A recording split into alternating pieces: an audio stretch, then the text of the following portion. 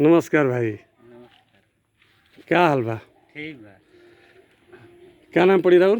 धर्मेंद्र कुमार। धर्मेंद्र जी, इरवा गाड़ी कब ले रही?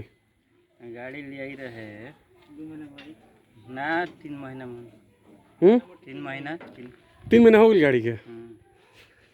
अच्छा, DI 35 वाले बनी कितना HP की गाड़ी है? 39 ही हो। 39 HP के गाड़ी वाले में तो गाड़ी से खुश बानी? हाँ ठीक बने हम। मैंने गाड़ी जो सोच के ले रही ओकरा से बढ़िया काम करती है कि खराब काम करती है? काम करती है। दिल से मैंने एकरा में ही नहीं कहे के, ठीक बा। गाड़ी नज़र में मतलब का भाई कैसे बीघा में तेल पियती है ये गाड़ी? ये 3.5 लीटर। 3.5 लीटर दूजा सेंगा। मतलब कि सेल्समैन के रह रहा है गाड़ी देवे वाला? विवेक जी। अच्छा, तो गाड़ी पे कौन रुआ थ्रेसर चलाइला? थ्रेसर रख ले बनी? थ्रेसर धान होली चले ले। अच्छा, हई थ्रेसर औरे ह? हां हां। ई कितना HP के थ्रेसर है?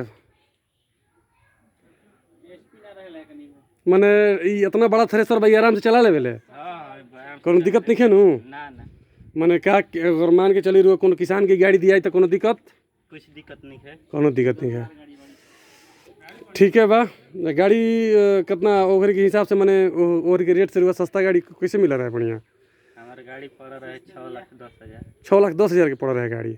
चलिए बढ़िया बढ़िया बा। हम बानी सोनालिका ट्रैक्टर से, विवेक मिश्रा हमारा नाम पड़ी। तो अब ये जांचे खातिर ये नहीं है कि कैसे मतलब गाड़ी के कैसे चलती है, क्या चलती है। बहुत बहुत धन्यवाद।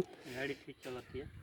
चलो ठीक बा भाई। हमेशा अगर नंबर भी बा हमारे नंबर तरह के दे देते नहीं हम हमेशा अथी में रहबा। कोनो सर्विस वगैरह करावे के होई तो हमरा से संपर्क करिए, ठीक बा? ठीक बा धर्मेंद्र जी। क्या मकान पड़ी रहो? बाजड़ा पे पड़े। बजड़ा पे, हरिगांव के पास बजड़ा पे। हरिगांव के पास। ठीक ठीक, चलिए।